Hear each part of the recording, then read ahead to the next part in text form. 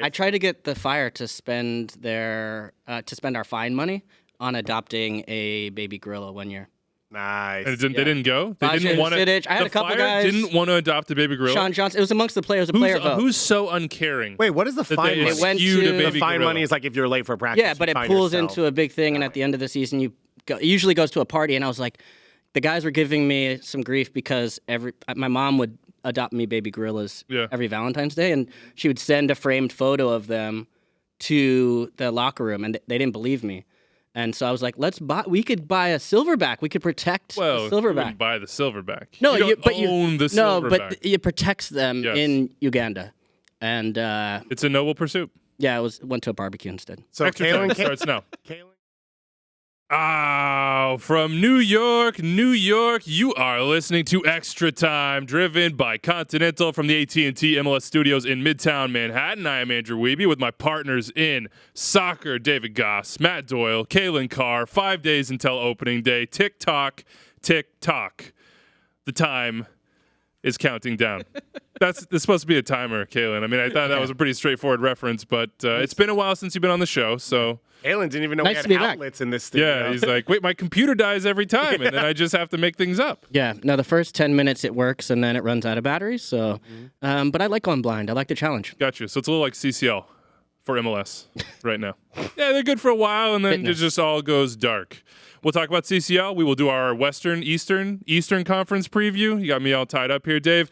And MLSsoccer.com, though, the standings start with the West now. Really? Trendsetter, baby. Nice. I got you. Also, by the way, coast. In preparing for these shows, MLSsoccer.com, the season preview is very, very informative and good and easy to consume.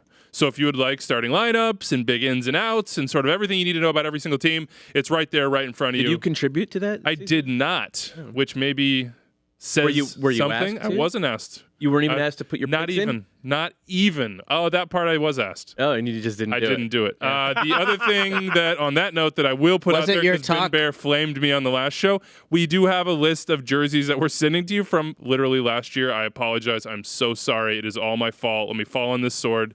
I cannot blame anybody but myself. So if you don't have a jersey that I owe you personally, please... Extra time at MLSsoccer.com, 401-2060. The things Wiebe cares about in the world. Expansion, flashy teams, and in their first few games, Thierry Henry, Zlatan. If it's not that, you're not getting it. It literally doesn't matter. It's going to happen. I swear to God. Maybe his own child, but unsure if it's on the list. Was it your talk with Adrian Heath that made you think twice about preseason predictions this year? I just felt more accountability after that. Okay. But since we're good, I feel no accountability. Do you have a 3-year plan to improve your preseason predictions? Exactly. Okay. Wait, I did see the power rankings out. I feel like week one power rankings. Not yet. You have to put those in. Oh, okay. Yeah. Okay, look, we got some prediction special contributions here. We got a 2020 Chris Wondolowski Mr. Congeniality Award that we'll have to give out. I think Chris Wondolowski cannot be a part of that. It's basically for the guy who's going to connect the most with the fans. You remember Wando doing his thing in the supporters section with the Earthquakes. The Chad Marshall Golden Boot for the highest scoring defender. We have over-under red cards for Xavier Arriaga, which I believe was set almost, might even be 5.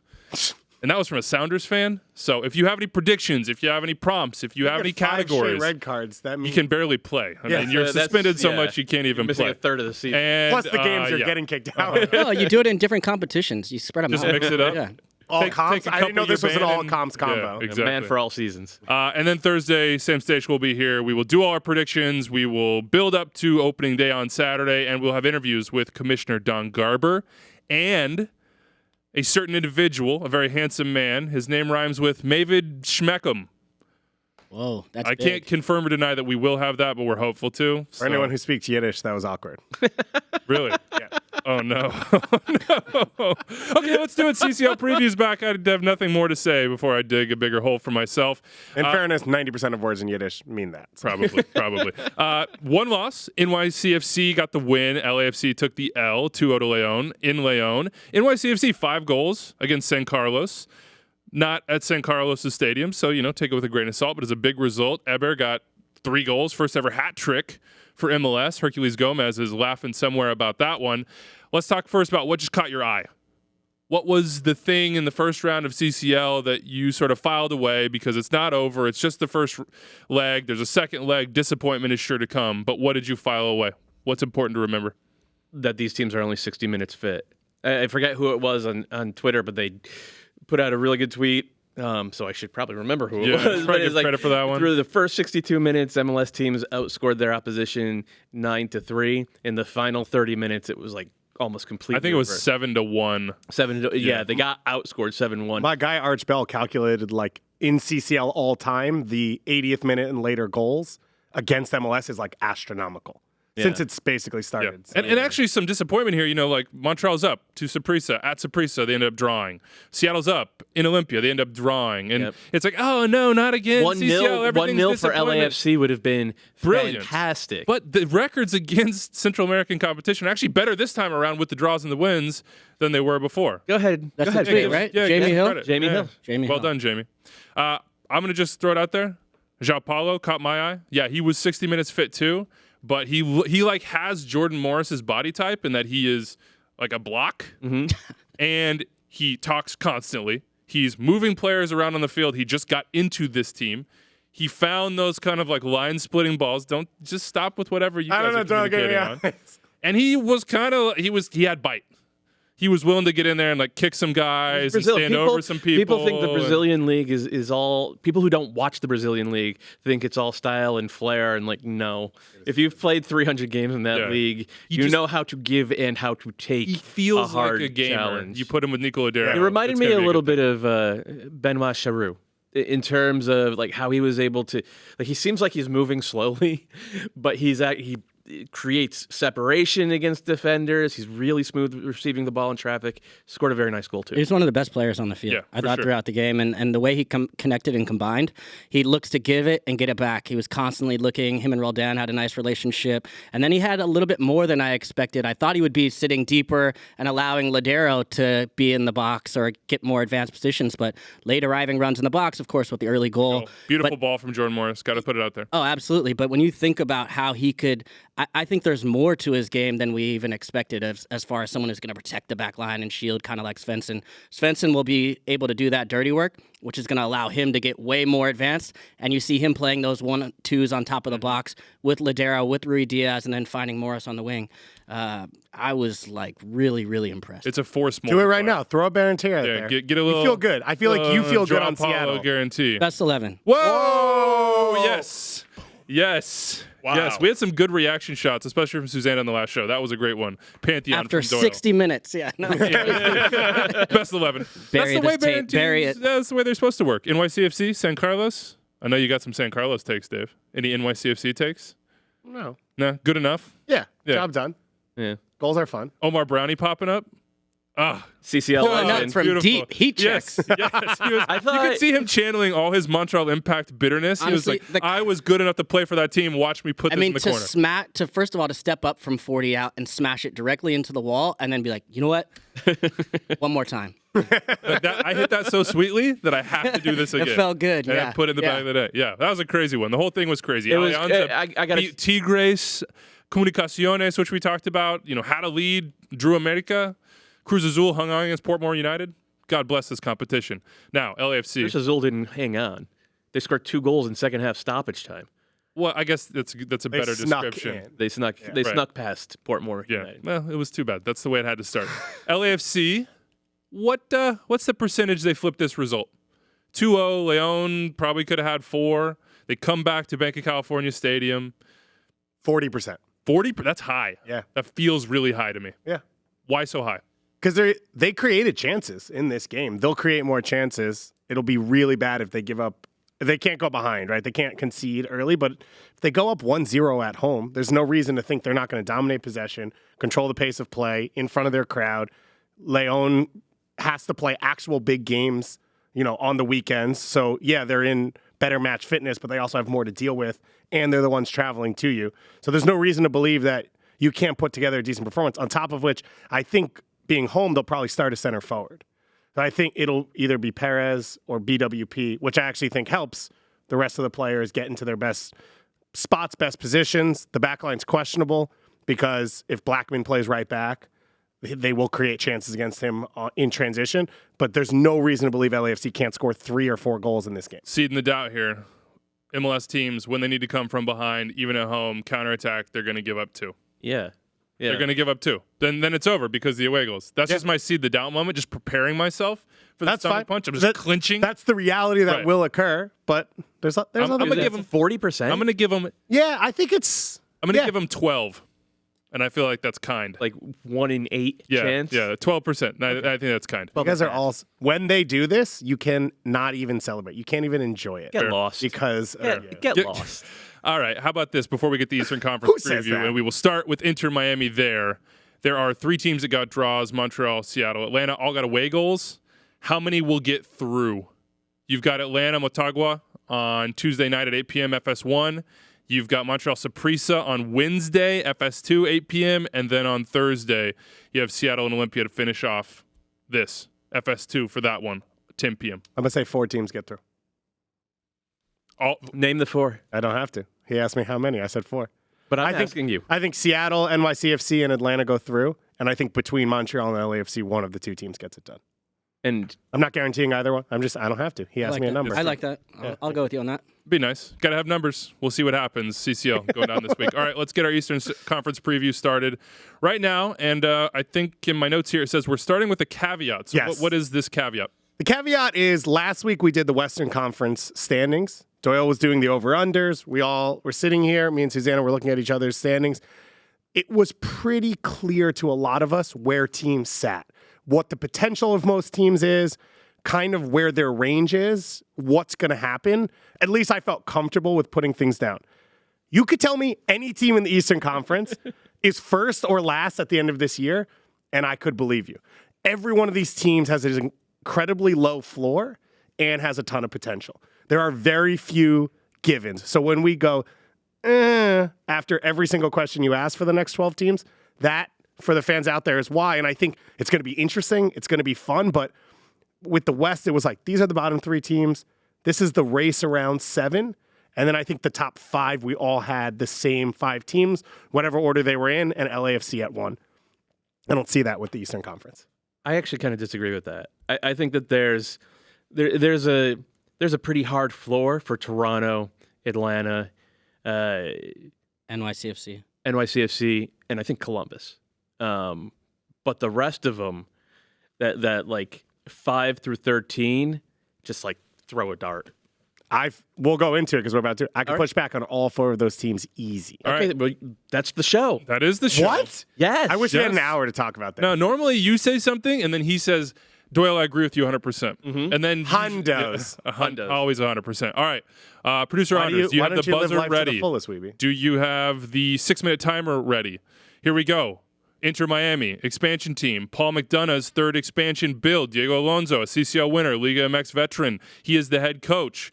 He has pedigree. DPs, Rodolfo Pizarro, Mateus Pellegrini, and an empty spot, TBD, to be named later, although there are some rumors here about Agustin Almendra from Boca Juniors. Those have popped back up. Play this weekend. Well, we've seen a lot of rumors come and go with this team. So TBD, the core, Luis Robles, which has been easy for me to forget, actually, but is very important. Julian Carranza, he's hurt right now. Nico Figal, the 25-year-old center back from Independiente. Will Trapp, Lee Wynn, Roman Torres, he of the MLS Cup winning Seattle Sounders, now in Miami, probably enjoying himself a whole lot, and Ben Sweat. And then they have a bunch of MLS veterans like AJ De La Garza, homegrowns they picked up from elsewhere, Jay Chapman, and then young prospects. Christian McCoon would fill in that role as well. So here's the big question, Doyle.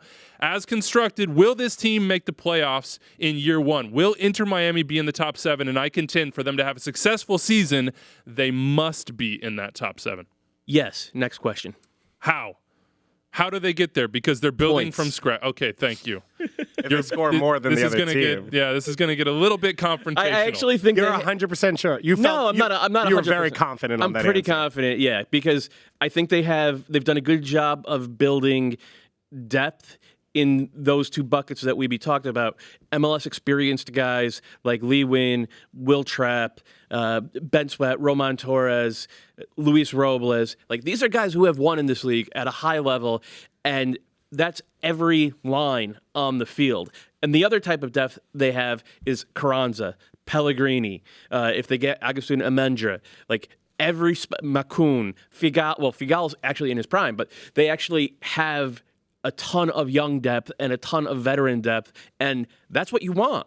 You want to have a team where it's not like, oh, we're just going to write all these 11 names in pen. Like, you're going to have real competition from all sides to find starting jobs. And then in Diego Alonso, you have a coach who has consistently won wherever he's been. So I just think, I mean, Figal he's an Argentine national team center back in his prime. Roman Torres just started and won. You know Roman Torres is not an everyday starter in MLS. No, but if he plays 20 games and then you find 15 other games from the other guys on that roster, and they do have other guys on that roster who can play in those spots. I would argue outside of potentially Figal in their, let's call it the 7, right? Goalkeeper, 4 back, and 3 in midfield. If Lee Win is starting in central midfield going into the season, are any of them top 5 at their position in MLS? No, not on the face of it. Not on the face of it. And that's what it seems like. So that feels hard for your foundation. This bet feels very collective. And we thought that it would be more individualistic. At least I did at the beginning with the way that they were talking. Miami, they would go get these Galacticos, these big stars, and it would sort of be built around that. But it's kind of flipped the opposite way, which is create some sort of core that can gel. We'll cut and chop like mid-season. I wouldn't be surprised to see them move on, or end of season move on from players like Alvis Powell, or let's say, maybe Grant Lillard doesn't show. Like, there's a lot of TBD. Can you show us? And if you can't, then we have more time and more windows to fill it in. Right, but the hope is like LAFC did, that they found some undervalued pieces. So maybe Grant Lillard, maybe it's not Roman Torres, but maybe Grant Lillard steps in and becomes a starter. Because when you look at the pieces that LAFC brought in, they weren't necessarily Tyler Edwards. Tyler Miller, Latif Blessing, like Mark Anthony Kaye. But those guys were brought in by Bob Bradley to play under Bob Bradley in his system. That's my worry with Inter Miami, is you could have those same ideas, but Paul McDonough doesn't set up the team, and he's not in there every day, and Diego Alonso just got there. And if this isn't a cohesive group that is better than the sum of their parts, are the parts that good? But won't Diego Alonso be used to that? He wasn't building his teams. He was playing. He had super teams. No, Pachuca was not a super team. Pachuca, but he was there. He brought those kids through. He literally did what we're at Pachuca, what he's being asked to do in Miami, which is take a lot of talented young players and turn them into top-level professionals. Okay, can he do that? But also they don't have is Rodolfo Pizarro the maybe he is top 5 at his position. Yeah. But they don't have this is a alpha bona fide, like, he's going to go banging goals for us. We know he's going to, every single game, the other team has to game plan for this guy. Vela wasn't Vela in the first right year. Now, yeah. Vela had 14 and 12 in his first But there's no Carlos Vela on. You think Pizarro can match up to Vela, you think? I'm not going to guarantee it one way or the other, but I think 26 combined goal contributions from Pizarro isn't outrageous. Who's scoring those? Lewis Morgan, Juan Agudelo, Pellegrini, Robinson, Keith Robinson's been really good. And if they go get Almendra for the World Cup, then you don't have a DP spot for that striker position, and Carranza's hurt right now. Lots of questions. This is your over-under. Doyle, let's see how close you were on these. Over-under for Inter Miami is 48.5. 48.5. I think I would take the under on that one, but this is all sort of caveat stuff like Almendra. That could change the equation, but I'm going to take the under right now. I have them 8th. I have them just outside the playoff field, and I don't feel that confident about that, to be perfectly honest. I have them under. Where do you have supposed to do more? No. Where do you have them? Where did you have them? I have them 8th. I just said it. I'm not gonna lie. My standings in outside the playoffs in the East sounds are like someone chaos. doesn't want to share publicly where they have. Kalen, where do you have them? 9th. But I think this is one of those teams that, like LAFC, will build as the season goes. So to your point to begin with, that is the caveat. All right, I just got buzzed. Yep. So all 3 of you guys are under. Under. Okay. All right. Inter Miami. We shall see with you guys. Cincinnati, they were 12th. They had 24 points. They had just 6 wins. They lost 22 games. They got the wooden spoon, and they couldn't escape drama for the second consecutive preseason/season start. Ron Jans is out. Jan DeMay is back for his second stint as an interim head coach in less than a year with the same club. Their DP spots are full. We think Sim de Jong could be bought down before roster compliance, which is coming up here pretty soon. Yuya Kubo is in. Jurgen Locadia is in on loan. Some big ins for them. Adrian Regatin, Tom Pedersen, and Haris Medunjanin. Big outs? Are there any when you've got the wooden spoon? Probably not, but I guess, Leo Bertone, Emmanuel Ledesma, Roland Lemar, and Alvis Powell could count here. Alvis Powell is the Victor Cabrera of right back. Well, that was a big out for them. So show some respect to Corbin Bone as well. My bad. Nice. After an encouraging transfer window, Kalen, where does FC Cincinnati and Jared Nijkamp go now? How do they pick up the pieces because they just had to mash that reset button at the coaching position again? DeMay, just give him the job. What are we waiting for here? I mean, to me, this is a situation where part of the biggest issue that they've had throughout has been this temporary hire. Even Koch felt like a transitional hire. And then it comes in and it's transition. Oh, this is a temporary hire until the Ron Jans, until the stadium opens. Then we'll take a look. And I feel like part of what they need is some stability in the locker room and some trust. And DeMay, I know he's young, 29 years old, right? But he has something that neither of those other two coaches had, which is the locker room, from what I hear. And he also has the respect of the ownership as well. I think they're just reticent to give him the keys because of his age and because of his lack of experience. But look, you can have a lot of age and experience and not be able to be a good fit in a lot of ways. And I think DeMay, at this point, with the season approaching, I would give him a lot more trust because that's what's needed right now in the locker room because you're looking around and change is all around you. You need somebody to say, this is our guy, and you need the backing of the ownership group to be able to say, this is our guy, we're building, it's a young club, we're going to build with him, and give some stability. Are you saying this is our guy long-term, or are you saying, Johan, you have the rest of this season, it is yours, we're not going to make a change in that period, but know that we're looking for candidates come December or whatever it is? Or do you just say, hey, you have a 2-year contract, run with it, we've never had stability? Yeah, I think Kalen's point is instability is caused by being unsure. You have to bite the bullet. If you say you have one, listen, if you give him a contract and it doesn't work out, then you can let him go later. And that's something where you're going to have to eat money on the back end and obviously something they have experience with. Exactly. You go for it, and I think Kalen's right. Also, you're in a dangerous place right now of a positive momentum being blunted where a slow start and all of a sudden everyone goes, well, we don't actually know each other, right? All these new guys, you said it and I didn't even think about it. Jurgen Locadia is on loan. What if it goes poorly, people don't like each other, and he goes, I don't want to be here. Now all of a sudden, your whole offseason, you chase this one big fish, and he's gone in June, and you've got a hole at center forward again. You've got Haris Medunjanin, 34 years old, trying to chase around on a giant turf field. And you've got more doubts about your project once again. So I think Kalen's right of just, it's all about momentum and mentality here, and you don't have a proven candidate coming in right now, and you know that it's probably not the best time. Yeah, Nijkamp can still do his research and have his dream list and have headhunters out there, but why not give the opportunity to DeMay and say, we trust something, but I think it's even more we trust the players, right? We trust this group that it can be competitive, so we're going to give them what they need. Doyle, tell me about the group, FC Cincinnati. It is better. That is undoubtable. How much better? Where are the strengths and weaknesses? Because producer Anders tells me that the front six writes itself. You don't even need a coach. Johan DeMay doesn't even need to be here. You're writing Sim de Jong and Haris Medunjanin into the same midfield, then you're asking a lot of the center backs. You're asking a lot of the defense as a whole. Garza's a great left back when he's healthy, but he's never healthy more than 10 games a year, and question whether he still has the wheels. But you have Gutman as a backup there. Yeah, Gutman doesn't defend much. This team gave up 75 goals, and I would agree with Wiebe that they unquestionably have more talent. It's tough to say how it's all going to fit together. They went out and they got Kubo, who's a DP. From everything I've seen and heard, he's more comfortable playing as kind of either a false nine or a second forward, but he's going to play on the wing. The other winger that they got, kind of an okay resume. He doesn't look like a sure thing.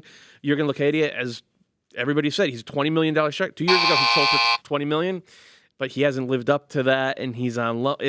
There's a lot of questions. There are questions, and you don't, as you said, Kalen, have a foundation to kind of like the security blanket to be like, everything's okay, guys. We got this. Bring it all together. Okay, over-under, points. Last year it was 24. I have to imagine your over-under is going to be more. 24. 29.5. 29.5. Go, David. You still think they're the worst team in the East? or you think 29.5 isn't the bottom of the East? I still think they're the worst team in the East. I'm going to say over by a lot. I have them in 8th in the East. I'm going to say over, but not by as much as you. I have them fighting with Montreal for basically 12th or 11th. I just think there's just too many sort of question marks, too much drama. Unless maybe they all like band together and like, F it, us against the world. That could happen. That's like I don't what we think it do will. every week. Yeah, I don't think it will. Yeah, it'd be hard to have a lot of hope right now, but I would say I think they'll get over 20. What was it? What did you say? 29.5. 29.5? Yeah. Yeah, I think they'll get Okay, so we have 3 overs on that one. Okay. All right. I'm doing a much worse job with We were stumped on your Hence, Western once Conference again, Yeah. East is chaos and no one knows anything. East is chaos. Orlando City were 11th last year, 37 points. James O'Connor, gone. Oscar Pareja, in after a year at Xolos. Luis Muzzi is a guy he knows very well from his Dallas days. It is Luis's second year as the EVP of soccer ops in Orlando. They have 3 DPs, Nani, Mauricio Pereira, and Dom Dwyer, who was hurt. On TAM, they made some big signings. Antonio Carlos, 26-year-old center back from Palmeiras from Brazil. He has Copa Lib experience. He started a lot of games the last couple of years. Junior Urso was in China for a long time, Brazil before that, but he just came back to Corinthians and had 27 appearances. So that looks like a pretty good signing in central I've midfield. heard good things about Junior Urso in preseason. And then new goalkeeper, Pedro Galese from the Peruvian national team. Daryl DK, super draft. Andres Pereira is a name that probably you don't know. He's on loan from Atlético Nacional, but he's a Colombian youth international central midfielder. So he could be sort And of he's American. a high. Oh, is he? Yeah, he's born in Tampa. I did not know that. Yeah. And then Sasha Kleshin's gone, Lamina Sane's gone, and Christian Aguita's gone. Big question for you, Dave. Who is more important for Orlando City? Dom Dwyer, Nani, or Mauricio Pereira? None. Wow. None of the above. Not one of their DPs is the most important player. Because I shift the answer to what you just said, all the big ins. You mentioned 2 new center backs, a starting goalkeeper, a starting central midfielder.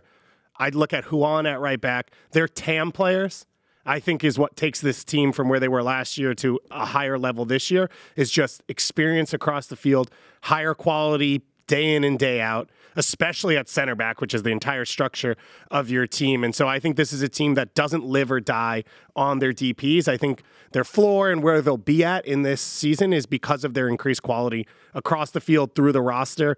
Got a little younger as well at a lot of those spots. So I think you get more minutes at a lot of those places. And Pareja, I think, is going to come into this group and say, like, a few of you haven't had minutes over the last few years. Like, I believe we know what Oscar Pareja is going to do. I believe in you. The push. You just said they don't live and die on their DPs. Didn't they die on their DP for center forward last year? Potentially, but I think the team is... No, not potentially. Last year, if Dom Dwyer had finished the chances he'd gotten, he's their DP center forward, they would have made the playoffs. But they're a better team this year than they were last year. So now, if Dom Dwyer is the same guy... So now the margins are a little bit wider. Yeah. If Dom Dwyer is the same guy, I think they have a shot to make the playoffs still. Because I think Tesho Akindele, I think whether it's DK or Michel, whoever it is, I think they'll create Coutinho, so maybe? many more opportunities that they'll still get goals, whether he's giving it to them or not.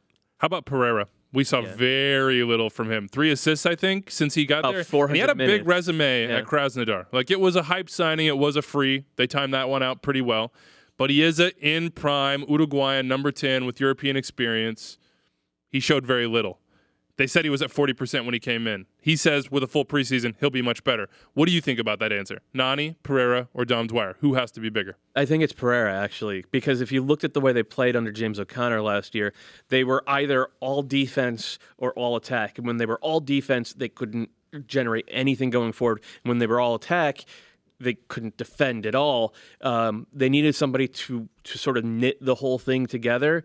And Pereira, by reputation, I haven't seen a ton of them, by reputation is a type of 10 who will work to do that. And then you add in Junior Urso, who I mentioned at the top. They should be much more solid in central midfield, hopefully allow Mendez to run around and do his thing as sort of a Yangel Herrera-esque destroyer, ball-seeking number 8. And that could give them more flexibility to play actual soccer instead of what they've done the past few years. Orlando, that sort of performance. You were waiting for that. Yeah, I think it might be my first of the month, so I had to just get it in. Before we hit the buzzer here, Kaylin, you have any final thoughts on Orlando? What you want to see, what you will see in 2020? I think Doyle's point about the all defense or all attack is an issue, and it's been erratic at times where they've come back from behind in games and then they've given up goals late. But I think Pereira's big challenge will be to create some type of identity as well as really being able to win the games of small margins. And the thing, when I look at the roster, I worry a little bit about that, where that comes from, because even at the best position points are not necessarily where I would say, or the top talent is not necessarily where the leadership comes from. So I'm waiting. I know Pareja is the leader of this club, but I'm looking more amongst the group there to say who's really going to right the ship. Because ultimately, to me, I still think of it from this way. It comes down to the players if they want to get this project going in the right direction. Who's going to be the guy that drags them along? Who's going to be the guy when the inevitable Orlando City moments come where it's wild and crazy and somebody's got to step on the ball and say we're not losing this game when they've always lost that game? We also have to mention they've never made the playoffs. That's clearly number one. Yes. But number two at some point has to be, I think we talked about it with Vancouver last week, of like, there has to be belief coming out of 2020 that there is a project and it's going in a direction. I think that's a huge key to this. And this year it's kind of stopgap, but it has the ability to be competitive. Yep. Karen Carr.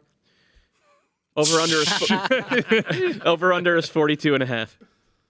42.5. See, I don't really do all the Yeah, you gotta. That would be right along the playoff. It would have been first team. It's out right last along year. the playoff line. Oh, okay. Yeah. I'm going under. Going under. I'm going under as well. I have them probably like around 40.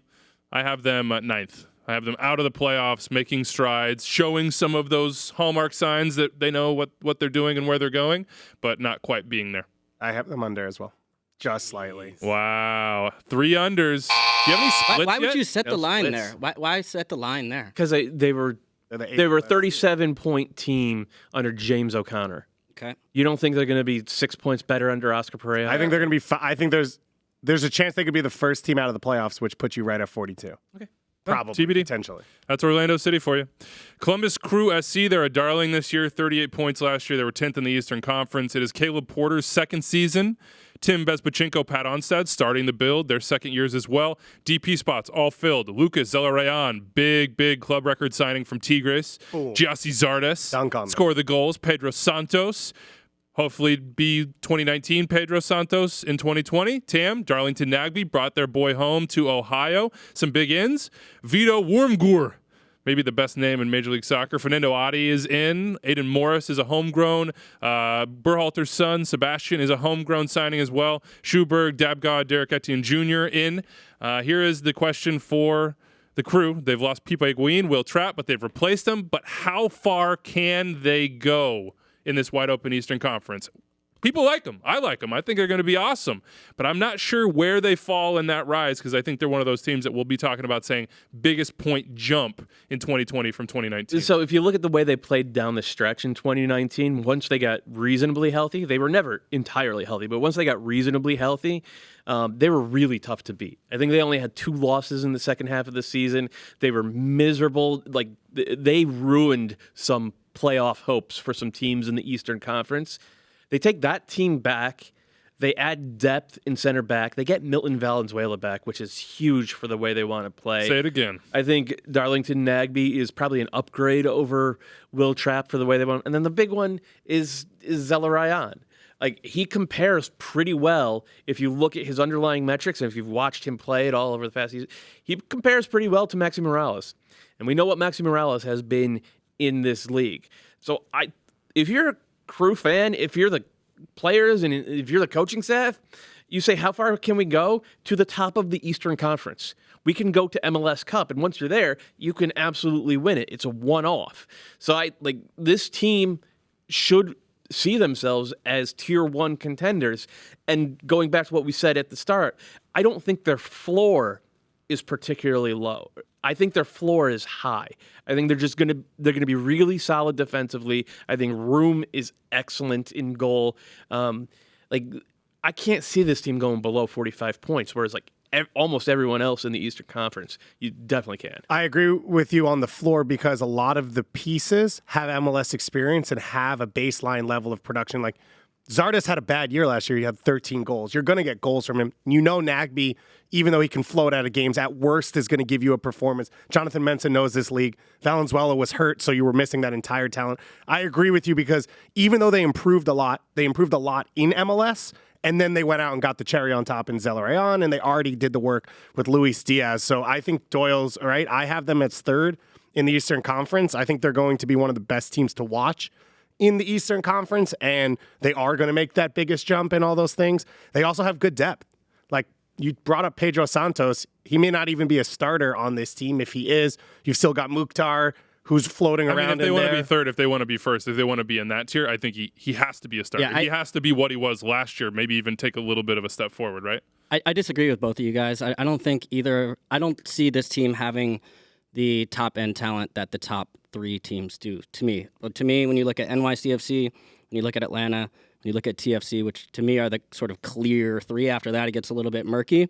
I put them more closer to the Philly, DC category in the middle of the Eastern Conference, and I actually had them lower. And the big question for me is really how good is Elorán? And you may know better than me, but to me, he's the one piece that could really change things. Because if you have Darlington Nagbe, we've seen in Portland, if you ask him to do too much, it's not going to work, right? You need to have the Almiron in front of him. You need to have the pieces around him so he can just do what he does best, which is Valeri. Yes, which is phenomenal, right?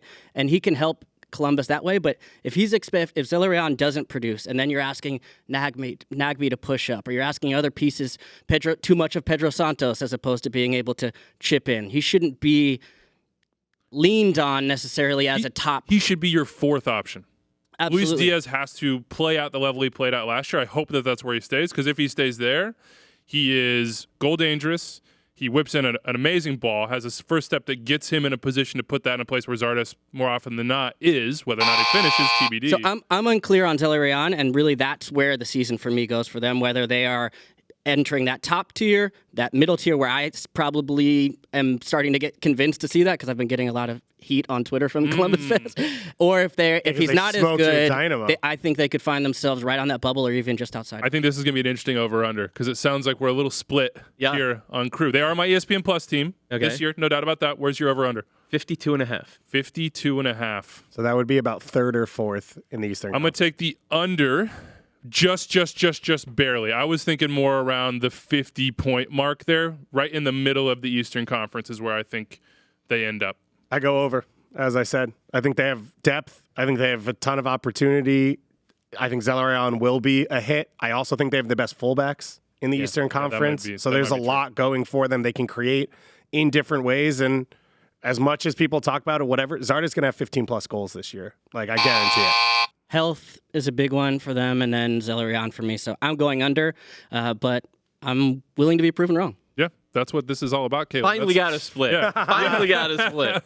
Yeah, you didn't feel very successful with those until Which is funny because it's the team I feel most comfortable with. Yeah, I mean, I feel comfortable that they will play attractive soccer and be fun to watch. I don't completely feel comfortable the results will follow throughout the course of the season.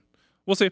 Montreal Impact were 9th last year, 41 points. Thierry Henry is in. It's his first season as head coach, first full season with the preseason as a head coach. Olivier Renard is the sporting director. There are some interesting headlines about him in Belgium. We'll see what happens there. He was brought in to sign younger players and hopefully flip them on. TBD. Sefer Taidera is their only DP. They have one designated player. Bojan is a TAM player. Kind of a weird team, I think, in a lot of ways. From a roster building perspective, it feels like there are still holes that just haven't been filled, or at least in the traditional build haven't been filled. Big ends. Orji Okonkwo is back. He was their MVP last year, had 8 goals on loan. Brogiard is back. That transfer is complete from Lyon. Roma Kyoto's in via trade Joel Waterman from the CPL. Blue Tabla back permanently because Barcelona didn't really work out. And Steven Saba from Haiti. That's a CONCACAF deep cut reference. That's Dave Gott's favorite player in 2020 right there. Big outs.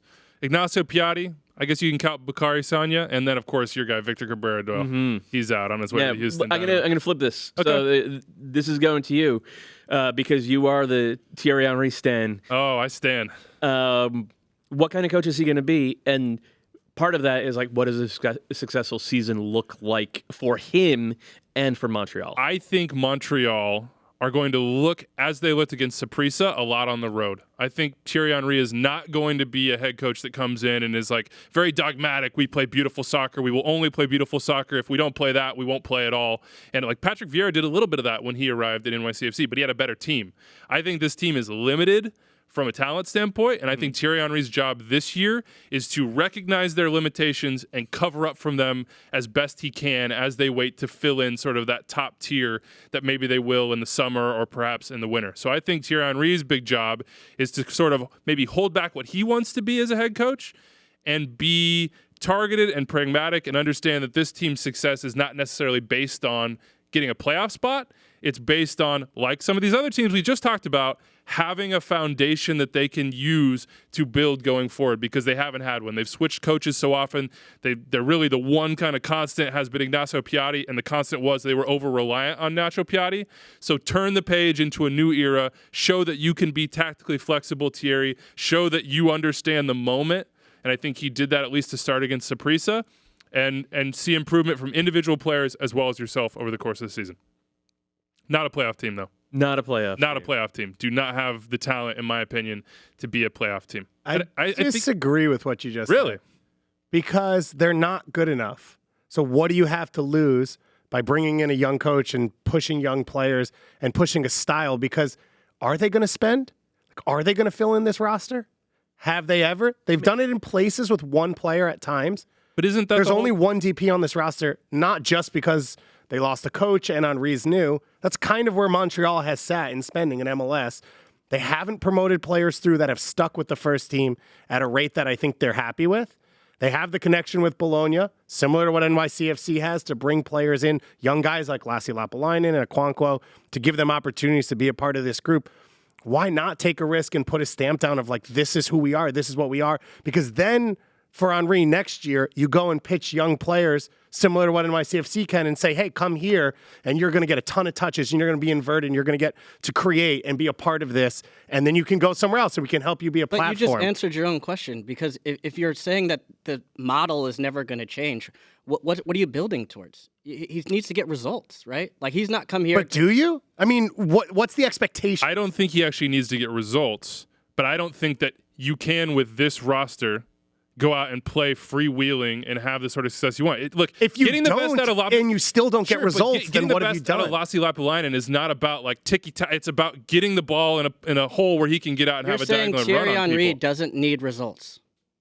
I don't think this season is about results. I think the results can come in the performances, in the improvement of young players, and having the foundation that next year it becomes more about results. But this is the most competitive player maybe who's played in Major League Soccer. and that's why I think that there will be times where he goes a little bit pragmatic. I think there was beauty in the way that they played against Saprissa. It may not have been like, oh, we play attacking football and whatever. This is a guy who played for Wenger and talks about everything he said, and then went and played for Barca. That was his DNA as a player. That was who they were. This isn't Barca. Understood, but neither was that NYCFC group. When you talk about Vieira, he turned them into the most creative team, and no one was banking on Jack Harrison as a draft pick to be a high sale player to Europe. Like, he changed what they thought of themselves, and he demanded the way they played. I don't understand why that can't be a real 36 and a half points. Oh, this team's going to be terrible. 36 and I have them fighting, as I said, with Cincinnati between 11th and 12th. So 36 is I'm gonna say tad over. Okay. I'm gonna say a tad over. And you're like under. 37, 38. Yeah, I'm right there, but I'm under. Okay. I'm going over. I believe in Henry as a manager. I like the staff he's assembled, and I agree. I think just by I think he's going to play to figure out the team, and then he's going to play to win. I agree with you. Watching the CCL, I was encouraged. I liked it. He recognized where they could be dangerous, and they were. Like Aquanquo. All right, I do like Aquanquo too. Did he win team MVP last year? Yeah, he did. Yeah, I didn't even know that. Yeah, he did. Chicago Fire, and we have a signing here. They had 42 points. Last year, they were 8th in the Eastern Conference, which is better than sort of I remembered. They have a new triumvirate of decision makers here. It starts with the new owner, Joan Mansueto, and then you have George Heitz, previously Basel, new technical director who was just retired as a pro, apparently connects with Heitz, and then Rafael Wicki is the head coach. Robert Beric, Ignacio Alceda, and Gaston Jimenez, that new signing from Argentina coming in, central midfielder, are their DPs. Tam, Alvaro Medran, he's a 25-year-old, has some big names on the resume, Madrid, Valencia, but he hasn't been able to keep a spot in La Liga. And then a central midfielder from Serbia. Do you want to give a try to that one? Luka Stajanovic. I think it's pretty straightforward. Stojanovic. So see, it didn't feel as straightforward to me. He said it with more panache there. Also, Mauricio Pineda is a homegrown. That was a big signing for them. Some proof that, hey, our homegrowns will sign with us. And Miguel Angel Navarro is a Venezuelan youth international left back. He has a lot of games in Venezuela, about 50 games. So that's a guy you probably won't know, but might be good. Basti's gone. Dax is gone. Nemanja Nikolic is gone. Nico Gaetan is gone. Here's the big question, Kalen. What are they building toward? Where are they going? And where does this year fall in that process? Relevance. Just being relevant again in Chicago. And they have a huge opportunity coming downtown to Soldier Field. And I remember I opened up, I guess it was Toyota Park at the time. And you got to cycle through the Rolodex of names real quick? Yeah. And they... And I met so many people when I played for the Fire that would say, and we had good crowds there, especially near the beginning, or really my whole time there. But people would be like, I used to go to games at Soldier. Everybody I would meet out and about in Chicago or around would say I used to go to games at Soldier Field. And it's such a big part. It occupies such a big space in the sporting landscape. So I think getting back downtown will be really important. Yeah, a lot of these names aren't as big as people would have expected or hoped. And I think the idea that they were going to get Chicharito was always sort of a silly proposition to me, at least, because he was always destined for Los Angeles. And I think that's just the way it was always going to go from talking to him. But I think it doesn't necessarily matter, because if they can get these first 10 games of the season, I think the start of the season for the Fire is almost more important than any club in MLS, to be able to really get off to a good start, have some positivity, get people coming to the games downtown, because they have a new opportunity with new fans as well. I think the old fans will come with them, but I think bringing in new fans to this new stadium and having this kind of new energy around the team is so important to begin with. Because of what you just said, wouldn't it have been good to have your designated players on the team already and have a team that was built? Yeah, but you can't have everything you want, all right? Just saying, I agree with Kalen. It's unfortunate that they just signed a designated player. Well, we were saying near the end of last season to say, hey, how long, when is this happening? When is this happening? That's kind of been a consistent thing with the Fire with signings. Right, but then on the other time, you get criticized for saying, you made a rash decision and you just signed somebody, a big name, to try and paste over something. So let me ask you this. Why no big names? Because if you look at their DPs, like Robert Barrich has a nice resume. Gaston Jimenez, he's 28. He's once capped D-mid for Argentina. And Aliseda is a young winger from Argentina with upside. But these guys... They've done that. I mean, they did that with Basti. And it's like that didn't necessarily change the outcome either on the pitch or in the crowd at Toyota Park. So to me... shifting, you see a lot. Yeah, I understand that, but you see, you see a lot of teams filling up some pretty big stadiums without big names in MLS right now. And I'm not saying the Fire are going to fill it up or they're going to run away and make the playoffs or anything like that right away year one. But the idea that there's some sort of long-term plan and you wait for the right big name to come along. This owner has big bucks. He's not going to be afraid to spend when the time comes. That's my question though, because they have 3 DP spots filled. So maybe can Aliseda go down if they start the new young player initiative? Like first 10 games, what does this team look like on the field, Doyle? Judging from the preseason, it'll be a 4-2-3-1. They didn't press. They tried to play a lot through Barrich, whose hold-up play looks pretty good. But CJ on the wing? CJ mostly on the wing, yeah. Though I don't know, because like Frankowski and Aliseda are nominally. So it feels to me like CJ Sapong is a guy that a lot of GM sporting directors are probably calling heights about and saying, hey, so what's up? They should be. You're not gonna start this guy because he has double-digit goal potential in MLS. Like, there's a lot of teams that could use that type of player.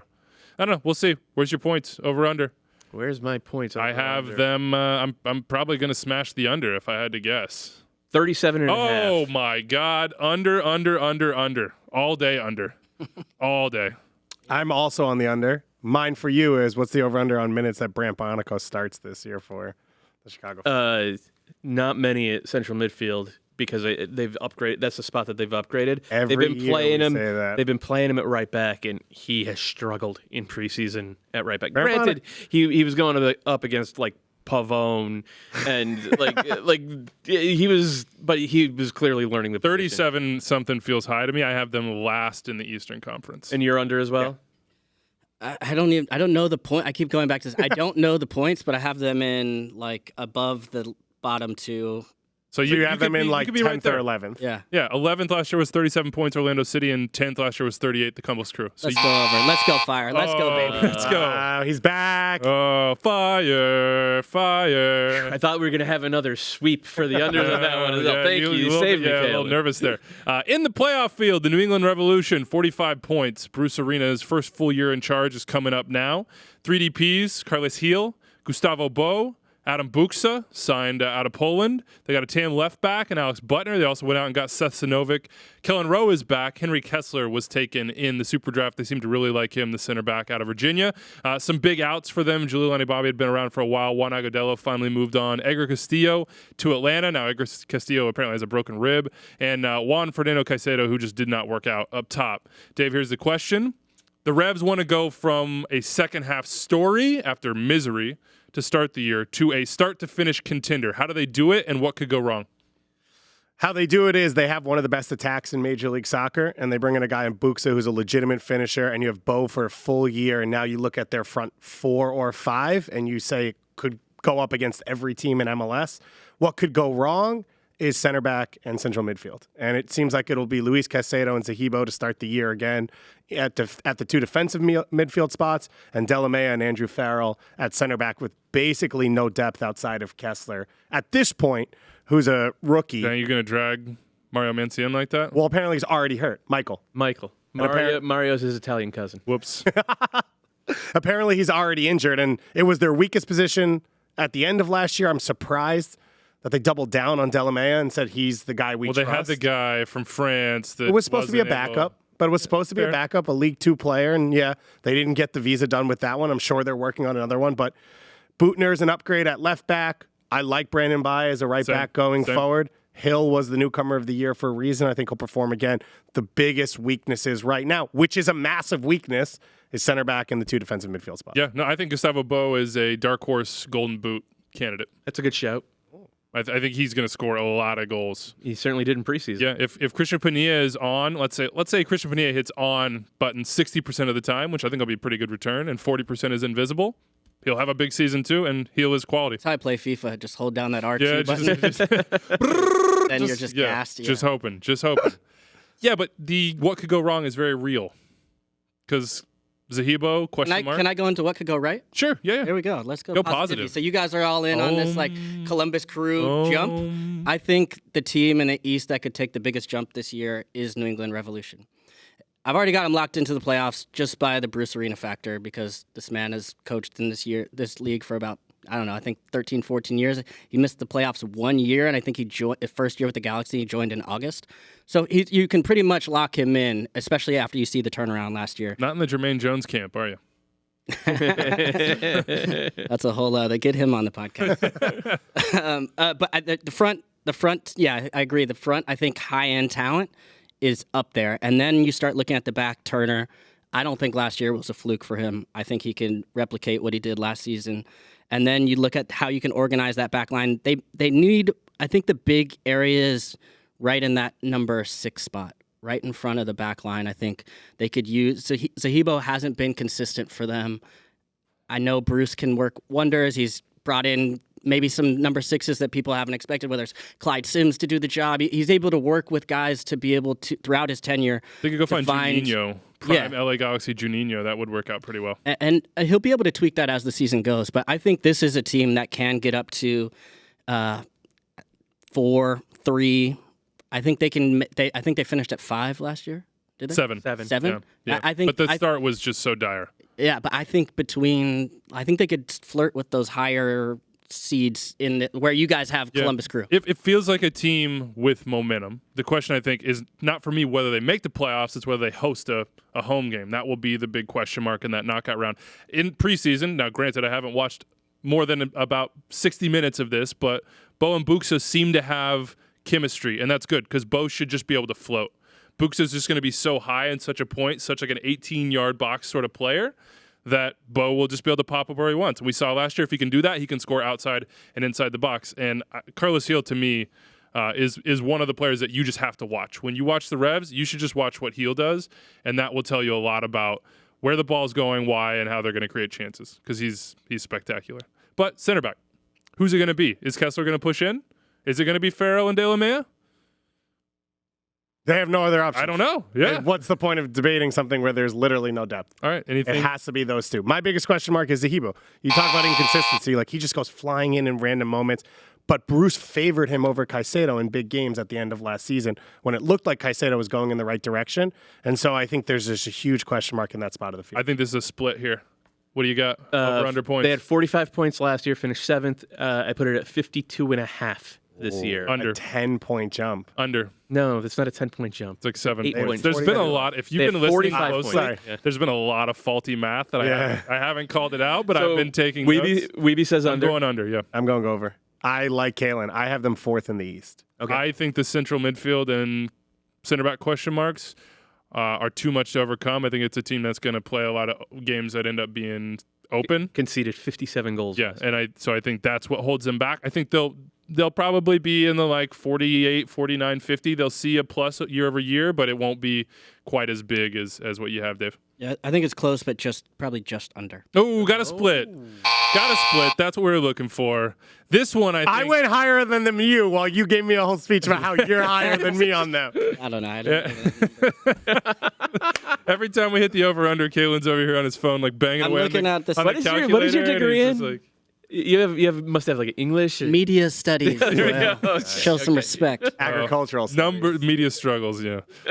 New York Red Bulls are 6th. This one's going to split people. 48 points last year. They were 6th in the Eastern Conference. This is Chris Armas' second full year in charge. They had slightly down year from expectations in 2019. That's because the expectations had been raised so high. DPs Kaku and Josh Sims. He is back.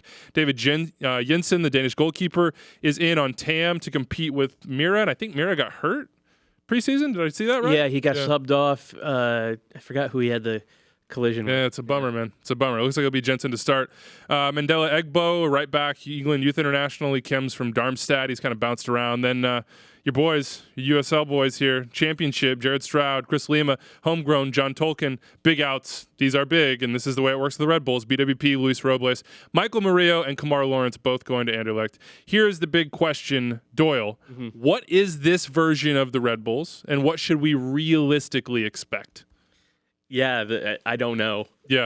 I mean, this is one of those teams where like there's a 25-point gap. Huge swings. In terms of possibility. Like if you told me they finish with 35 points next year, I would totally believe that. If you told me they finish with 60, I'd be like, okay, I can see a way for that.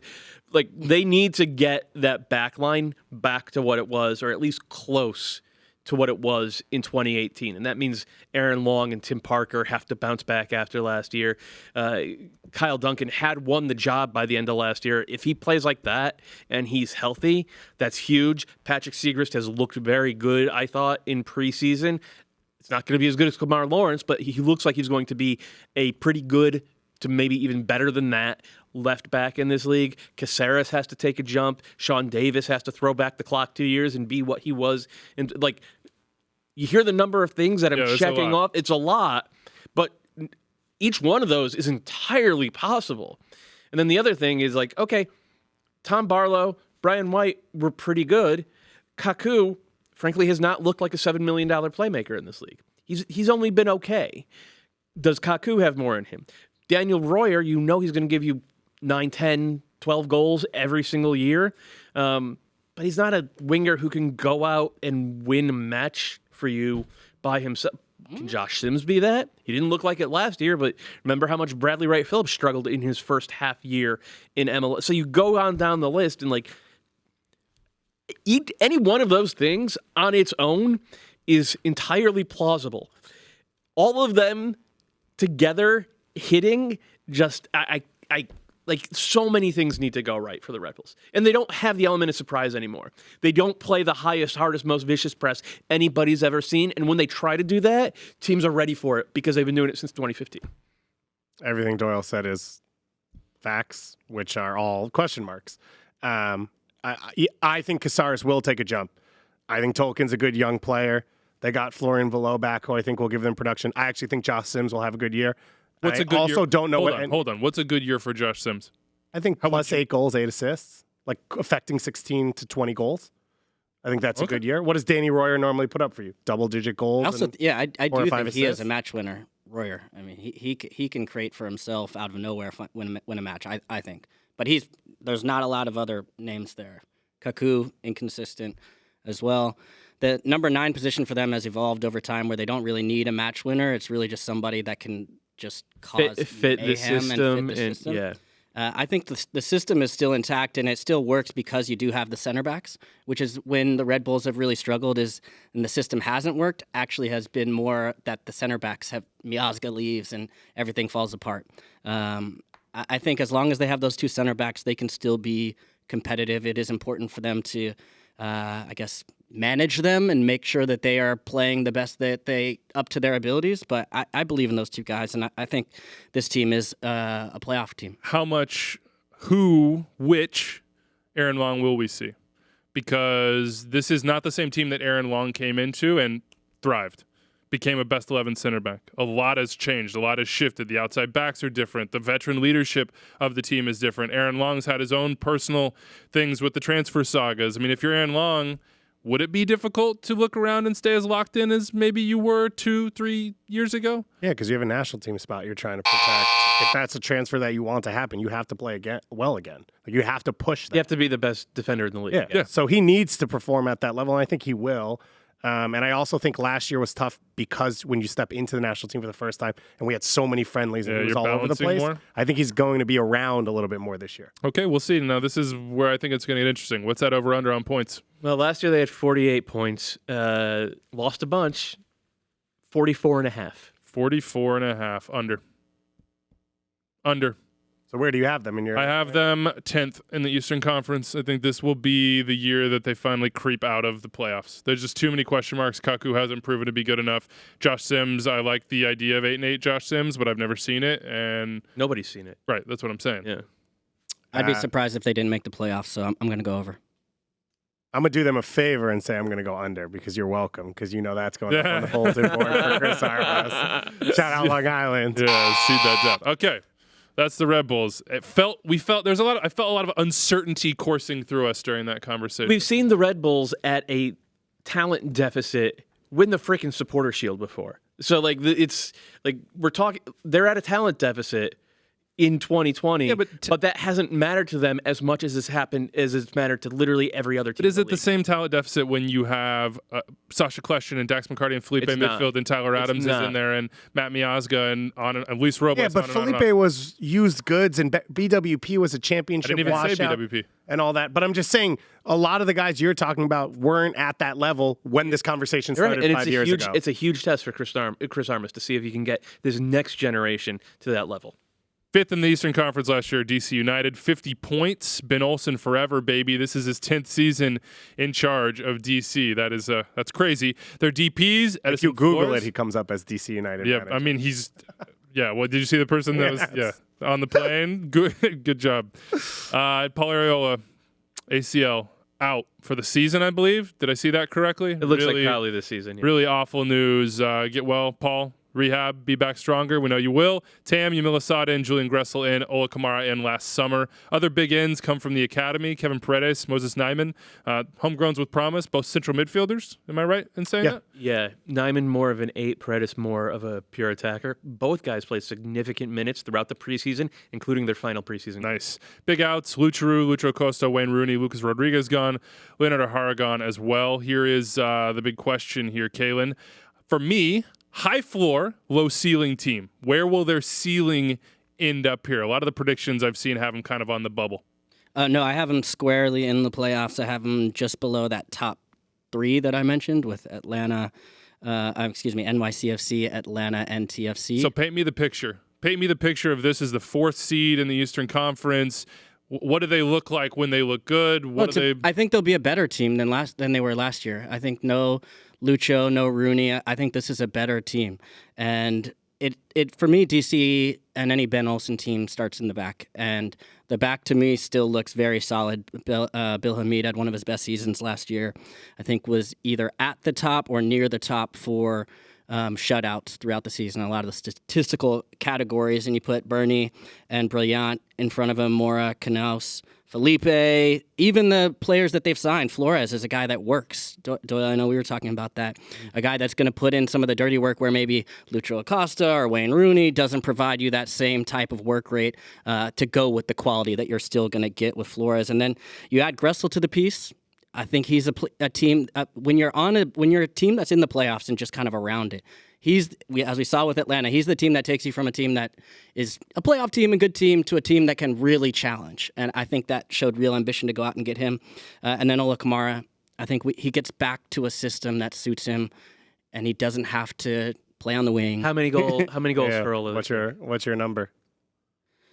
He's a dark horse. Honestly, I don't think because the sure. defense is so solid, I don't think he's going to need north of 20. I put the marker for him at 15 goals. Anything above 15, I think he's getting 15. I'm hammering the over. And that's fine. But yeah, I don't think he's going to be asked to score like Joseph or score maybe even like Chicharito to get goals like that. I think 15 to 20 would be good for him. And with this defensive effort and the way this team is organized, I think they are right below that top tier in the East. It's kind of a shame that Yamil Asad didn't get to stick around. He's was good for DC. Remember he scored that banger in their opener at Audi Field and Wayne Rooney, and it was a whole thing. And then he's just on ice in Argentina for 8 months. But if you have Asad, Flores, and Gressel behind Ola Kamara and Felipe and Junior Moreno and maybe Russell Canouse, depending on how it goes, behind them and the back line you mentioned, they're going to be in the top 4 in the East, I believe. The Areola part hurt me.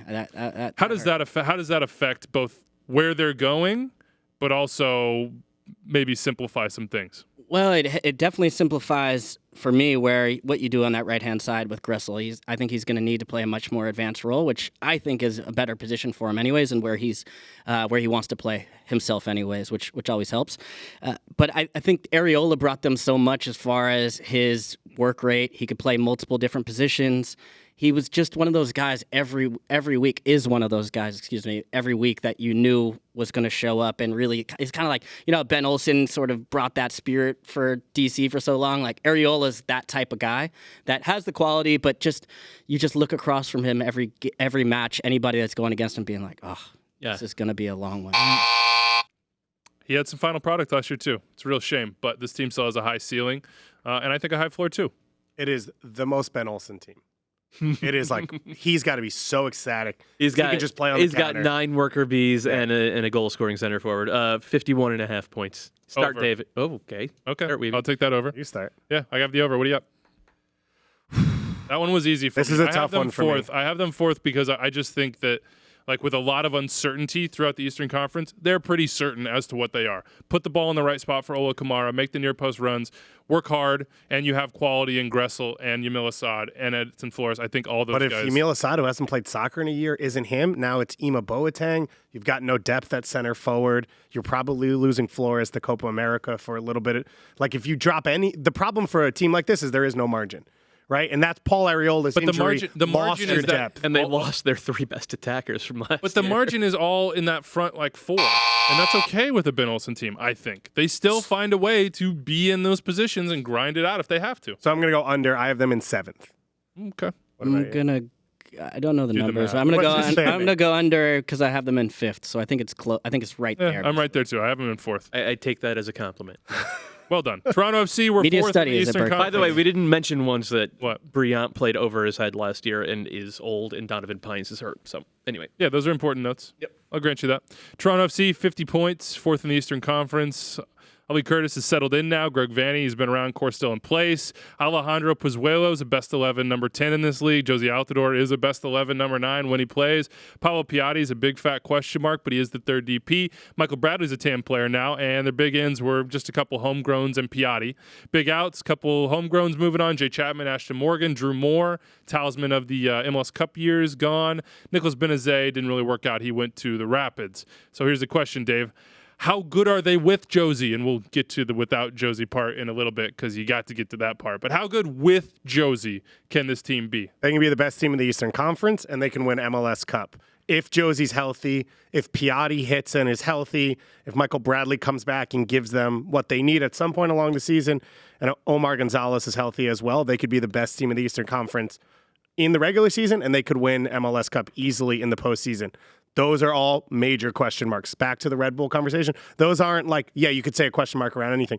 Josie is rarely healthy in this league. Michael Bradley is already hurt. Omar Gonzalez missed the last 6 weeks of the season last year and came back for Cup. Pablo Piatti, there's a reason he came here on a flyer. He's trying to resurrect his career at over 30 years old. Justin By the Morrow. way, strangest thing is to use a DP slot on an injured guy who is coming here on a flyer for 1 year on a free. That was a strange signing. Which is we're really trying to push to win now. Yeah, to me, it speaks to what they think their sort of window is. It's like it's kind of the Josie window too. It's like we just need somebody. Yeah, but why not sit and just make a signing at midseason? Yeah, doing that last year worked for you when you got Omar midseason. Yeah, that's a legitimate question. One they might have to. Like if Josie's hurt the whole first half of the season, they don't have the flexibility to go out and get. And a center also, forward. by the way, Piatti might be hurt that whole time too because he's just trying to get back. So there's a really good chance that this team is the second worst team in the Eastern Conference, and there's a really good chance this team wins the Eastern Conference. This, to me, is the largest spread from ceiling to floor in the East, and there's a chance that we roll through into September and they're hitting exactly where they want to be, and they're rolling teams, and they're fun, and they're creative, and they're dominant, and there's also a chance where they're rolling out TFC2 at that time, and we're all asking if Tsubasa Endo is good enough to carry this group. Canadian Championship, then. In that scenario, go after that one. I don't know.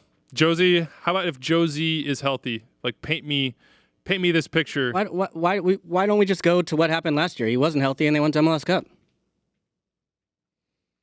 Right? Yeah, that's true. So, to me, that's like, Michael, it doesn't but Michael just all Bradley hinge. was. Sure, but Benazet was. Yep. My point is, it doesn't all just hinge on Josie. It's ironic because I was the one being all throughout the playoffs too, being like, can't do it without Josie. But I've sort of learned my lesson throughout this to stop picking against Toronto, because I think what they have, other names we didn't mention, Richie Larea, Nick DeLeon stepping forward, Jonathan Osorio, Delgado. Like they have Pozuelo, to me, who is also one of the top. I mean, he's one of the top playmakers. He was awesome last year, and I've said this a million times on like different shows. He played like 78 or 79 games over the course of 16 months without a rest, going from Belgium to Toronto. Now he's had an off-season rest. I think he's going to end up being MVP caliber number 10 this year. And if Gallardo is decent as well, and apparently he was very good in the preseason, then maybe it doesn't matter if Piatti's hurt most of the time. I still think it matters if Josie's hurt. If Josie is hurt as consistently as he's been the past couple of years, 53, 54 points tops. If he's healthy and plays 2,300 minutes, say, this is a Shield team. His goals per minute last year, I think we're still in the top 3. Yeah, it was absurd. It was like insane. When he is on the field, he is productive. But don't you worry if he's not the base of, and let's say Bradley, because we already know Bradley's hurt, the base of Mavinga and Omar and Liam Frazier and Marky Delgado can't hold up enough for you to create enough just through Pozuelo. No, but they don't just create through Pozuelo, because the way they move the ball and the way they interact and interchange, like throughout the playoffs, without Josie, they played with a false Pozuelo as like a false 9. He would drop off, and then Osorio would come through. I think the team still can function. They've learned to function without Josie, because he hasn't always been there. But if you add Josie to the mix, to me, yeah, I have this as top 3 team. And only 2 losses once they got Omar Gonzalez. One of those in the regular season, the other being MLS Cup. 54.5 points. Smash the over. Okay, you were very Smash the over. I don't know about smash. It felt fun, but it's funny to say it that way. I just threw it out there. A little soundbite for Gently you. press. Oh, well, cautiously do the math. I have it over as well. I have them 3rd in the Eastern Conference. I don't think they'll smash the over, so to speak, but I think they'll be over. I have them 2nd in the Eastern Conference. So You have all them over, 3 of you too. guys That's going. a smash. That's a borderline smash. No, that's a smash. No, 100% smash. Okay. I asked a lot of questions, but I like, one, they're a club from a structure point that I trust, where if there are issues, they'll fill in. I actually think they have a little bit of depth. You mentioned Gallardo, some of the young kids coming through, like Nobel and Liam I like Frazier. yeah. Schaffelberg, they already talked about. But if I had made it 56.5, because I actually think this team is going to finish atop the Eastern Conference. So I would have taken the So over. I would go over as well. I would have probably felt. I would have probably said just a tad under. Well, they're going to be in his article Okay. because he's got to put his standings down. Yeah. Come on, guys. Atlanta United were second, 58 points in 2019. This is year 2 of Frank de Boer. They have 3 DPs. Wait. Look at you trying to skip the Philadelphia Union. Oh my Wow. So unintentional, too. I think somebody else. I think somebody Classic else must have Kansas scrolled flyover in country the- ignoring Philly. I love Philly. Give us the rundown, Big but then city the special initial guy. question is, why does Andrew Wiebe hate the Philadelphia Union? And El Sino. And El Sino. Don't ever associate my name, hate, and El Sino in the same sentence. Philadelphia Union. Sorry. Third place in the East, 55 points. Big season for them. Jim Curtin is still around doing his thing, of course. He has the faith of Ernst Tanner and Jamiro Montero. Make it permanent, baby. He's a DP and he's ours. Alejandro Bedoya is the other DP here. Jakob Glesnes is how Norwegian Dusen. producer Anders. No, Swedish, so he doesn't really know. So it's an approximation of what the Norwegians might say. He says it's more like Something like that. Yeah, that was a decent imitation. Then they got a couple of defensive midfielders, young Slovakian and a little bit older Venezuelan. And Austin Trusty's gone. Marco Fabian's out too. Harris Medunian is out after playing every single minute for them last year. And Corey Burke just not working out, so he's on loan. technically on loan Yeah, to Austria. correct. But he could come back later in there. Doyle, here it is. Was third place a high point and the Union are destined to drop this year? Or was that the beginning of a trend? Are they now in and around the borderline of serious contender in Major League Soccer? Those are two different questions. Well, define the question you want to answer and give it. I don't think they're a serious contender. I think losing Medunian changes so much about the way that they play. In the long run, it might work out for them, and like they're going to be a higher, harder pressing team because they no longer have to cover for Medunian's lack of range at D-mid. In MLS history, pressing almost always works. So committing to that makes sense. However, there's going to be an adjustment period. And adjustment periods for teams that are not at the apex in terms of raw talent on the roster can be pretty tough. Underlying all of that, Andre Blake had a nightmare season last year. He had a nightmare season in goal last year, and if you're losing points because of your goalkeeping in this league, your TAM goalkeeping, I your believe. TAM goalkeeping, it's tough to find a way toward the top of the table. So I like the argument is the 4-4-2 diamond will work. Brendan Aronson and Sergio Santos will make huge jumps forward. Kasper Shabilko will stay healthy and play 2,500 minutes, and pressing will matter. That's the argument for them. The argument against them is they still don't have as much talent as the teams that they're chasing. They're changing their style, and Andre Blake was not a positive last year. Can I jump in here? Yeah. I know I've been going through, and this is the funny part has been I've basically been having to figure out this whole math situation. this whole podcast. Right? There's a lot of scribbles in various angles on your notes. You know, Karen was told that he would have to show his work at the end. Yeah, I mean, this is something else entirely. Like, we need to get you some college ruled paper. You know what I mean? Oh man, listen, have you watched The Movement? I'm an artist. You might be more of a wide ruled guy. He is a moleskin guy. Let's be real. But to get back to it, I just did a little quick research here because my computer didn't die today. 26. We talk a lot about your first question to him was, is this a fluke? Was this last year a bounce? And are they going to go back down? Yep. And we talk a lot about how do the teams, Cincinnati or whoever it is, like Minnesota, the way they're climbing. Yep. But how does a club grow? You go back to 2016, they finished 6th on 42 points. 2017, they finished 8th on 42 points. 2018, they finished 6th on 50 points. And 2019, they finished 3rd on 55 points. So that's been a very steady, incremental climb to where they are in 3rd place, which to me shows that it's sustainable. It's not just a team that's going way to the top and then way to the bottom. Plus 23 with Il Signo on the field last year, minus 15 when he was not on the field last year. He's 34. But he's not getting any slower. He's a guy. He doesn't need you. He doesn't need to run. He's just going to go through you. But I think Sergio Santos, we saw him emerge at the end of last year. He's going to get better. I think the team will be a little bit. Although I think Medunian was fantastic for them, I think they'll be a little bit more dynamic at times and will be able to shield the back line. I think they've made the right moves at times where they've said, hey, look, we pick which one of the young guys we want to invest in. I think Mark McKenzie takes a big step forward this year as well. And I think Andre Blake gets back to the Andre Blake that I think we all know. Just to the question of was last year a trend and the way they're moving, I don't know that there was much higher a ceiling the way they played last year. And so they really had no choice but to let Medunjanin go and try and shift to this full team press because of where their spending number is. So this is the way they had to go, and I think they'll be good this year. I don't know that they'll get better, but it means their next 3-4 years is in the right direction. Okay, 55 points is where they finished last year. Doyle, where's the line set this one? Boy, somebody's jacked up about math Right? now. Let's go, baby. 50.5. 50.5. Okay, I'm going above. Okay.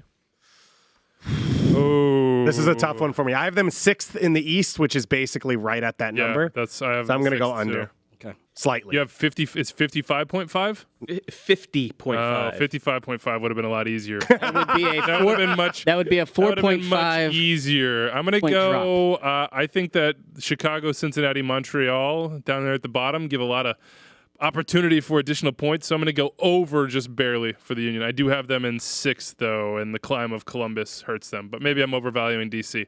We shall see. All right, now it's time for Atlanta United. I bet we just couldn't wait to get to Atlanta. I wanted to be there. Such an Atlanta Because always when I do Atlanta United, anything on this show, the reaction is just so positive and uplifting that I spend the rest of the day and week floating on, Weeby walks into the positivity studio clouds. and he just unites and conquers. Weeby's actually bummed every time he walks into the studio now because we finally replaced the picture right when you get off the elevator. It's no longer Atlanta hoisting the trophy in 2018. Actually, right Now behind it's you, Seattle. we have an approximation of their MLS Cup hopes and dreams from 2019. Also, it's not when you get out of the elevator. It's when you walk up 7 flights of stairs. I'd like to Just clarify that one. Yeah. 58 points, second in the East. Year 2 of Frank de Boer coming right up. Joseph Martinez, Pity Martinez, Ezekiel Barco are your DPs. Fernando Meza is in to replace Leandro Gonzalez Perez. Mateus Rossetto is in from Brazil, creative central midfielder. Brooks Lennon in to replace Julian Gressel at that right wing back position. Anton Walks is back. Manuel Castro's on loan, TBD. Jake Mulroney, we shall see about that one as well. Because none of those guys are with the group yet. Another wingback play there. Nagby's out. Vialba's out. Gressel's out. LGP is out. They overhauled. Kalen, how will Frank de Boer get the most out of this team? How would he and will he? Well, I think some of this is a natural evolution of just a big manager change because one guy has certain guys, and there was some real friction in the beginning with Frank de Boer, and so now he's decided to part ways with some guys and then bring in his own guys. So I think part of that is natural. I think as far as top-end talent goes, and we talked about, can you win a game? Do you have a match winner? That's never going to be a question with Atlanta United. And then I think even in the back, you have a match winner in Miles Robinson. I think him, Meza, and Escobar in the back could be the back three if they decide to go that direction. But I think a lot of this will come down to the pressure on Barco and Pity Martinez. I think I envision us doing a lot of videos about those two this year. So I think that it really needs to, a lot more is going to fall on them without Gressel. To really contribute and to do it consistently and to find that rhythm. There's really no excuses for either of them at this point. They've both been in MLS. There's no adjustment period anymore. This is the time where they need to show up and prove I don't know about the transfer fees, but prove their quality. Play to the level that the expectation was, right? Because I don't think what the transfer number meant was this is what we think of you, and what they thought of them was they could be two of the 5 best players in MLS. That's the expectation from them, especially with PT, because he's a guy who's in his prime, and he was bought not just to replace Almiron, but he was bought as the South American Player of the Year to be the best player or be the second best player on the team. And Joseph continued to perform without them. So the expectation from them is to be those two guys and to do that. And I think I would be happy to talk about a lot of these, ancillary pieces and everything. But if those two guys play at that level, this team's top 2 in the East. And if they don't, then it's going to be tough for them to win games on other margins. I don't think you said they have to contribute. I think they have to do a lot more than contribute. I think they have to show consistent moments of actual dominance of when I get the ball, you can't stay in front of me. When I get the ball and I'm in position to either shoot or make the final pass, I make it. There has to be a consistency in that level of dominance. I mean, that's why you pay the amount of money that you did. That's why you have the ambitions that they have Otherwise, the pressure is just going to steadily tick up, just like it did last year. And last year they got trophies. But what happens if those things don't fall? And also, you don't get trophies. Last year they had Nagby. Last year they had Gressel. They had other guys who could perform. They had a previous championship-winning foundation. Yeah. Those guys were being added. LGP. They don't have any of that anymore.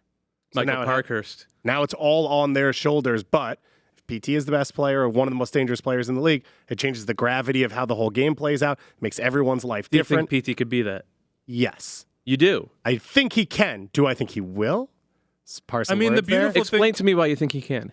Because I think he has an ability with the ball at his feet, both against a set defense and in transition, to beat guys consistently 1v1, to find the pass. It's a 3-4-2-1. I know they didn't play that in their first CCL game, but it's probably going to be a 3-4-2-1 this year. And when they attacked, PT and Barco, Rentowicz dropped in, so it was. Yeah. Okay, fair. Do you think that's the best way to use both those players? Yes. Is I think you give them a base in midfield behind them that covers for them. You've got wingbacks who stretch the field wide, but also I think if you defend as 5, you pull numbers forward and you give them more transition moments. And that's the key, similar to what Almiron did best, is the first pass when you win the ball, if you can get it to PT with the opportunity to beat that first guy and get into space. Now it's 2v2 with him and Joseph in open space, and that's your dream scenario. That's where I think Rossetto or Heinemann or whoever it is so important. It's probably, it's supposed to be Rossetto, though. It's going to be a couple more weeks. Who's the guy that delivers the ball into good places for them? Because when Barco gets the ball in space and he can run at you, it's hard to stay in front of him. He so rarely does that's where he's got to be assertive. Both of them have to. Luckily, they have the best goal scorer in Major League Soccer in front of him, in Joseph Martinez. This was going to be interesting here. Some people have him. I think we're all going to have him in the top 3, up at the very top. The talent level is so undoubtable here, and their track record recently is so good. Do you think their talent level is better than last year or worse? I would argue worse. I would too. Yes. I would argue worse. Okay. But that may not matter, because if the top level talent is better in Pity and Barco, then the rest of them don't have to be quite as good. They had 58 points last year. The over-under is 55.5. Over. Under. Where do you have them in the East? I have them in 5th. 5th? Wow. So you're out here talking about how you think Pity Martinez give David the floor.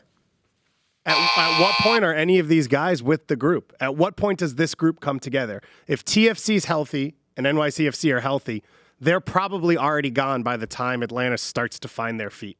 Under a manager who had a ton of pressure last year, I think slightly changed the way they played because of that pressure. And I think you gave the pitch on New England, you gave the pitch on Columbus. If those two things are correct, by the time Atlanta coalesces, that top 4 is already formed. And Atlanta's chasing that. That doesn't mean they can't win MLS Cup. Maybe even CCL, although I doubt it. For the record, I did not pitch New England above Atlanta United. So yeah, I know this math. This math I know, and I have them second. I pitched New England, but I have them second. I think they have, in Joseph Martinez, the great Band-Aid. The great Band-Aid for all the other problems. And the East is a little bit of a question mark, and their back line is a little bit of a question mark. But a Band-Aid over something poor gets you to competitive. It doesn't make we just did an extra 2 minutes on Atlanta. Nice. It's more than they deserve. Atlanta. No bias here. We're already in mid-season form. NYCFC finished top in the Eastern Conference. Thanks for sticking with us here. 64 points. They were first, second overall. That's how they got into CCL. Ronny Deila comes in for Domi Tarrant. David Lee is now in charge by his lonesome after Claudio Reyna left for Austin. 3 DPs, Maxi Morales, Alexander Matricha, and Jesus Medina. TAM signings, Keaton Parks is here permanently. They've also been linked, by the way, I just saw this, to an Uruguayan D-mid center back youth international, Nicholas Acevedo. We'll see if that goes in. Some big ends, the Icelandic singer left back, Gideon Zalalem, I guess. Then Ben Sweat. No, he doesn't. I said I guess. And then big outs. Ben Sweat's really the only one. They basically return everybody from a team that was right at the... Shout out Ebenezer Afore, but that's fine. They basically return everybody from a team that was first in the East, second overall. So what's their weakness? They look stacked. How can it go wrong? I put my name next to this one. I'll take it. I don't think it's going to go wrong. The only way it goes wrong if Ronny Deila goes crazy or the locker room's a complete mess because he comes in and like tries to shift everybody off of the path that they were already on. Everything he said is at least right now, which is this is a great team. I'm here to basically help them go forward.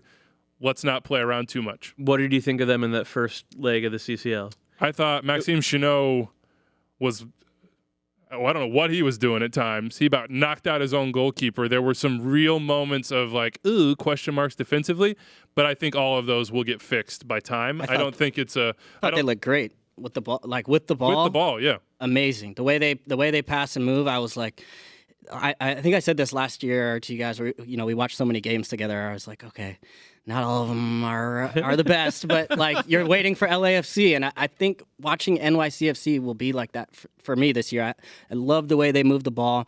I like the fact that they've brought in some young players. They have such depth. Going forward, especially going forward, it's just it's one of those rare teams in MLS where you can really cycle players, you can rest guys, you can play Tajiri Shadi, Medina, whoever's hot at the time, Eber, Castellanos. Like you look at the subs that they made in that match, and then you look compared to even Seattle and the subs that they made in that match.